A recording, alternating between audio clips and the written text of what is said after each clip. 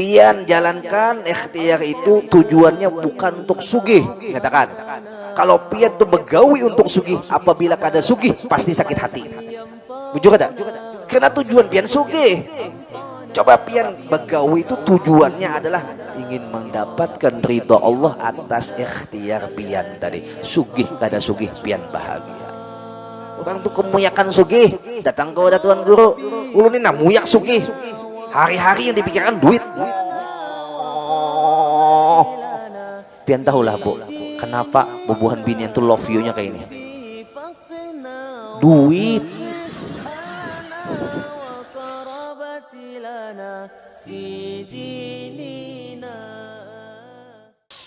Al-Habib Husain bin Syekh Abu Bakar bin Salim itu diwariskan ataupun ditakdirkan oleh Allah sebagai ulama yang kaya raya. Ulama yang kaya raya. Kekayaan beliau itu diinat. Hampir beliau kuasai. Lahan kurma beliau yang punya. Peternakan onta beliau yang punya. Saking kayanya beliau. Datanglah seorang murid. Ujar seorang murid, wahai Syekh, wahai Habib, pian ni dikatakan wali, kada mungkin. Pian ni dikatakan kekasih Allah, kada mungkin. Ujar Syekh Al-Habib Husain bin Syekh Abu Bakar bin Salim, kalau mungkin kada mungkin, aku pun kada mau urus, ya kah? Cuman yang jelas aku mengatakan seperti ini karena engkau bukan wali yang standarnya wali itu jauh dari dunia, sedangkan pian ni ya Allah dunia hibak di mana-mana. Ada semua tuan guru pakai Alphard, pakai Lamborghini, sumpama nih lah. Nah seperti itulah. Jadi Jal Habib Husain, wahai muridku, tahukah ikam, ini aku kada pernah mengejar dunia, tapi dunia mengejar aku. Coba ikam naik ke atas, dibawa naik ke atas, karena rumahnya Syekh Abu Bakar bin Salim itu di atas, naik ke atas.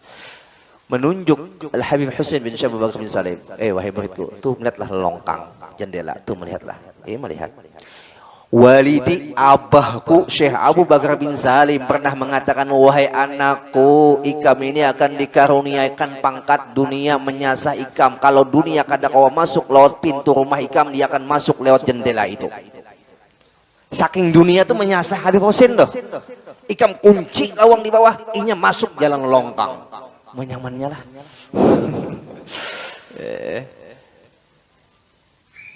Ujar si murid tadi, apa kada mungkin. Apalagi rumahnya terbuat apa nih, dari tanah bersusun tinggi, kayak pemandak, harta banyak masuk ke situ, datang harta di luar akal, kada mungkin. Singkat cerita, lalu ujar Habib Husain kayak ini aja, tuh kurma yang buruk, ya kan? Kurma yang buruk tuh, yang sudah usang, bawa ke Irak, jual ke sana. Jawaban murid sidin tadi, wahai Syekh, wahai Habib, bapak gitu uyuh bawa kurma buruk ke Irak. Kurma yang bagus saja di Hadramaut ini kita bawa ke Irak kada payu. Kenapa kurma di Irak kualitasnya lebih hebat daripada kurma Hadramaut? Apalagi kurma yang buruk ini suruh pian bawa ke Irak, mauyuhi dan malapahi kada bakal payu. Buktikan bahwa dunianya sahaku. Barang yang kada payu tuh, ya kah? Suruh sini bawa ke Irak, bawa.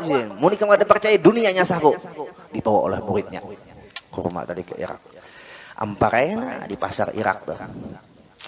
Orang lalu, jangan pun singgah, noleh aja kada. Kenapa? Kurma Irak itu kualitasnya number one. Orang Irak melihat kurma Hadramaut, apalagi buruk, kalau terpikat anak singgah, sehari terlewati waktu. Hari kedua pulang, ampar pulang. Lewat orang, kada ada juga singgah. Lalu dia murid bergumam nih, bergunum. Ujur kalau, dasar Habib Husain nih, mau lapahi kita aja. Nah, ini murid langsung memvonis guru, belum dapat lagi hasilnya langsung memvonis guru. Akhirnya hari ketiga, terdengarlah syiar Irak dilanda wabah ta'ud. Dilanda wabah ta'ud. Yang mana banyak orang sakit mendadak dan membawa kematian. Ada orang tua pakai tongkat lewat, lalu melihat kurma daripada kurma Al-Habib Husain bin Syekh Abu Bakar yang buruk tadi, singgah duduk bertanya, adakah ini kurma dari Hadramaut? Bertanya kepada muridnya Syekh Al-Habib Husain bin Syekh Abu Bakar bin Salim. Ujar para muridnya Habib Husain, iya betul, ini kurma Hadramaut. Siapa yang punya? Habib Husain bin Syekh Abu Bakar bin Salim. Bolehkah aku beli satu saja? Han, saking gak ada payunya sebutin aja pulang itu kari. Ayo ya. Nah muridnya, ya kalau ada salah lo kita, ada payu, ada pasian pengguru tuh jah ujar deh. Ini bahasa kita aja bang lah. Ujar si tua tadi, sebutin aja lah. Harganya berapa? Ya kayak harga pasaran bah kada jadi kayak itu. Kudu segini aja, bawa aja. Daripada kada payu, tak bawa bulik pula. Baik bariakan aja sudah ada yang hendak. Ujar si murid tadi, bawa aja. Masya Allah, terima kasih. Boleh kayak dibawa ke rumah tuh dimakan. Akhirnya si tua yang kena penyakit taun tadi sembuh. Lalu datang lagi berucap, wahai pemuda, wahai muridnya Habib Husain, ini kurma obat loh.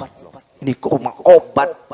Buktinya tadi malam aku makan dan tadi pagi aku sembuh dari penyakit taun dan aku datang ke sini lagi. Mohon izin untuk mensyiarkan ke seluruh negeri Baghdad dan kalau bisa sampai seantero Irak. Karena kan lagi di wabah taun, ibarat COVID-19 tuh. Kada ada lagi apa vaksinnya ada. Tiba-tiba dapat vaksinnya kurma Habib Husain. Ayo biar. Tumbuh orang viral. Vaksin taun adalah kurma Habib Husain. Lalu ujar yang tua tadi, kayak ini aja.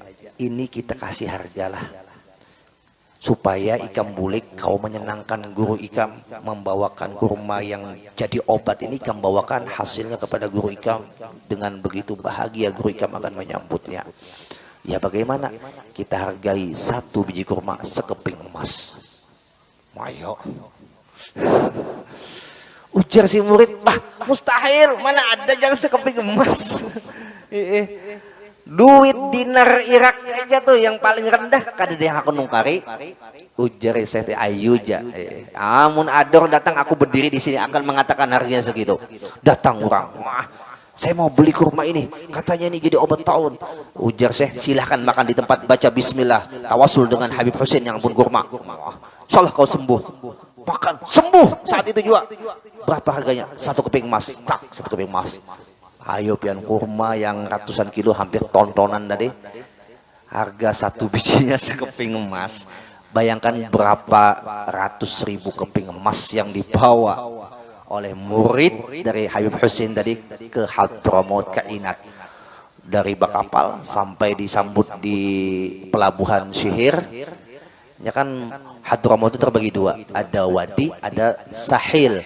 Sahil itu di pinggiran pantai, wadi itu ya daerah Hadramaut, Siwun, Tarim itu di wadi, Ainat itu namanya wadi. Wadi itu lembah gunung. Nah, karena dari Sihir pulang jauh ke Ainat, nyewa bis ya, nyewa onta. Mana ada bis kan ada bari. Nyewa onta.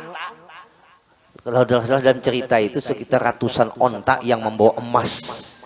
Datang di rumah Habib Husain pas malam sudah menjelang subuh. Hendak menggerak Habib Husain, kali nyaman kalau istirahat. Dilihat lawang pintu berkunci. Hendak dianak di luar kalau pina kada aman. Lalu muridnya mengambil jalan. Sudah, itu ada jendela terbuka. Kita masukkan aja ke jendela. Akhirnya dimasukkan ke jendela. Pernahlah Habib Husain nyuruh. Dimasukkan harta tadi ke jendela pelan-pelan sampai menjelang subuh, sampai azan subuh selesai masuk itu harta tadi, emas tadi. Lalu sholat subuh ditunggulah Habib Husain di masjid Jami' Syekh Abu Bakar bin Salim di Ainat itu. Sembahyang selesai, lalu datanglah murid tadi. Wahai guru, tadi malam menjelang subuh setelah kami masukkan hasil penjualan kurma yang fantastis. Ujar Habib Husain. Kayak apa tadi kisahnya? Dunia kah nyasah, aku kah nyasah? Oh ayo ya. Dunia nyasah. Terus hartanya di mana? Saya masukkan lewat jendela. Mana si fulan? Yang 4 jua, tapi bulik sudah. Kyo ke rumah. Yang mahual deh. Datang si fulan tadi. Wahai muridku, masuk naik ke atas. Pernah nggak aku katakan kepadamu bahwa dunia itu yang nyasaku kalau pintu rumah di bawah tertutup dia akan masuk lewat jendela. Buktinya nih, bukan ikam seorang yang masuk akan. Allah. Nah itu ya. Mun pian tuh nyasahi dunia lucut kadusah tapi disasahi ikhtiar jalankan sebagai tugas pian suami untuk menafkahi bini dan anak, iya kah? Pian jalankan ikhtiar itu tujuannya bukan untuk sugih, katakan. Kalau pian tuh begawi untuk sugih, apabila kada sugih pasti sakit hati. Bujur ada? Karena tujuan pian sugih. Coba pian begawi itu tujuannya adalah ingin mendapatkan ridha Allah atas ikhtiar pian tadi. Sugih kada sugih pian bahagia. Sugih kada dilarang, miskin pun bukan sebuah harapan. Iya kah? Sugih kada dilarang, miskin pun bukan sebuah harapan. Adalah pian berharap miskin lah. Tidak ada kalau lalu apa yang kita kondisikan miskin yang didoa Nabi di Allah mahyin miskinan wa bini miskinan wahsyuna bi zumratil masakin tadi apa? Kita miskinkan harapan kita, ketergantungan kita kepada dunia, itu aja. Ini kisah Habib Husin ini masyhur ya. Sampai ulun takjubnya itu ada bebuhan Wahabi loh. Wahabi berkisah tentang Habib Husin. Kan bukan Wahabi tuh, ada berkisah tentang Habib Husin. Masya Allah. Ada juga kan kisah dulu orang yang muyak sugih dijual lah. Sudah julung kisahkan. Orang tuh kemuyakan sugih datang ke Tuan Guru. Ulun ini muyak sugih. Hari-hari yang dipikirkan duit. Pian tahulah Bu, kenapa bubuhan binian tuh love you-nya kayak ini. Duit. Nah aja love you. Padahal duit, enggak ada duit, kada love you. Bapak Ibu rahimakumullah. Jadi si apa tadi? Si sugih yang muyak tadi datang kepada Tuan Guru. Ulun kayak pacarnya supaya miskin. Singkat cerita, si Tuan Guru tadi begini aja, ikam sedekahkan, keinfakkan. Oh ternyata apa? Setelah diinfakkan, disedekahkan, bertambah. Mana qasami malin? Ya kah? Sedekah mana qasami malin? Sedekah itu tidak akan mengurangi yang namanya harta. Bal yazdad. Akan tapi terus bertambah. Tuan Guru wai, pian suruh ulun sedekah, bukannya bertambah miskin, bertambah sugih. Kayak pacarnya supaya miskin. Ujar Guru, hendakku suruh buang hartanya, mubadzir berdosa. Hendak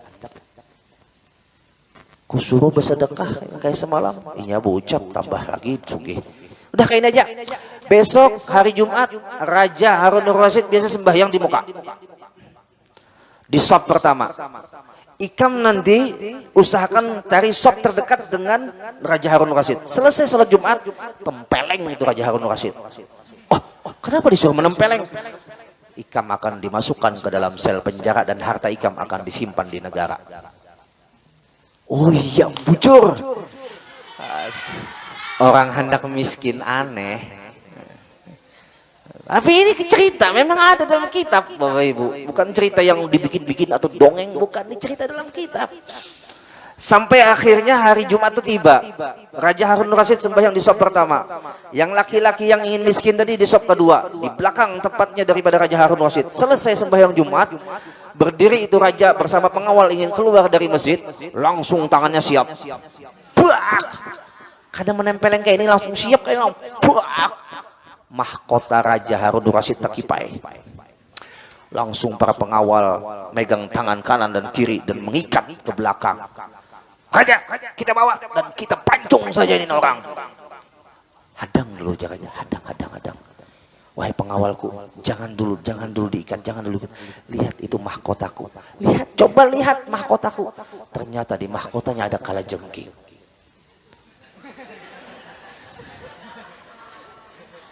Ujar si raja, wahai pengawalku, jika kada inya menempelengku, aku akan disengat kalajengking. maka atas kebaikan pemuda ini setengah hartaku kau kasihkan ke dia. Astagfirullah. Bukannya tambah miskin, tambah sugih. Nah itu Bapak Ibu, kalau sudah takdirnya sugih, biar pian bikin miskin tetap sugih. Percaya. Percaya. Allah. Mudah-mudahan Allah sugihkan hati kita semuanya. Mudah-mudahan, amin. Allahumma amin.